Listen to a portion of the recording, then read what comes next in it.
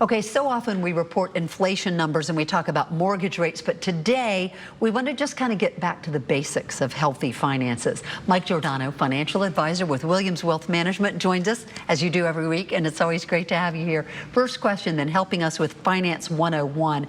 What's the first thing that all of us can do to just make the most of our money? Jane, from a 30,000-foot view, if you just spend less money than you make, you're going to be set. You don't need to know anything else. Okay, that sounds really easy. But in establishing credit, say Right. for young people, is it a good idea to get them a credit card in high school or college to establish that credit?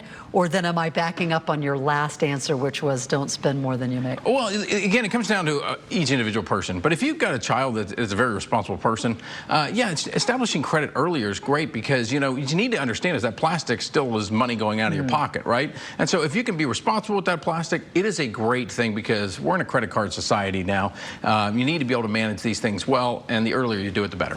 Okay. Is there like an easy way to budget? Is there a formula?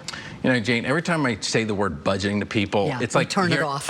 It's like the screams sound like my 2-year-old daughter, okay?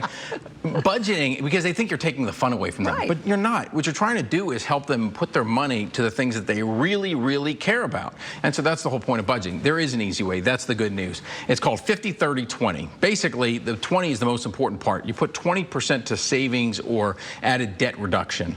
The 50% is for all your fixed costs. Don't spend more than 50% on your mortgage and your utilities and any kind of car payments and groceries. And then if you take care of those two buckets, the other 30% is for you on discretionary items. You don't have to line item every little thing. You can just say, I got 30% of my money, they can go to it. So if you make $5,000 a month, $1,500 can go to discretionary things. Some months you may spend more on travel, some months it may be more on clothing. But then that's fun because you can enjoy that travel because you know you're not putting yourself over the top. Exactly, and it takes away a lot of the stresses of going, oh my gosh, I got $100 budgeted every month for travel. I didn't do any travel the last 3 months. Now I want $1,500 for 1 month. Yeah. Okay, so if we have, young people graduate from college with college loan debt, maybe there's some credit card debt for younger families, what's the priority?